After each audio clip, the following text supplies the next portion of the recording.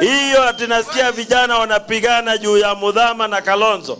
Hiyo vita yao wapeleke kwingine. Sisi watu wa Machakos tunataka kuchagua senator ambaye ataenda kuwakilisha sisi. Tuko pamoja hapo. Mweke maisha ya wananchi wale wengi ni mahasla mbele kwanza.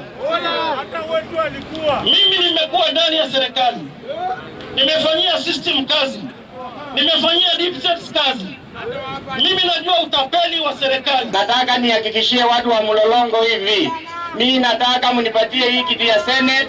Mimi ni kijana mwenzenu, mimi ni ndugu yenu. Niende hapa Senate hiyo mwaka moja, nichukue hiyo kazi Kabaka aliacha, ndio niweze kutengeneza kaunti ya Machakos. Ninaona kiti imetokea, wale watu wanawaitisha kiti hapa. Angalieni Mudhama sawasawa, hana kwa hana, waambie. Niambieni ni mtu gani kati ya wale wengine wote walioko pale aliyeweza kutetea maslahi ya watu wa Machakos hata siku moja?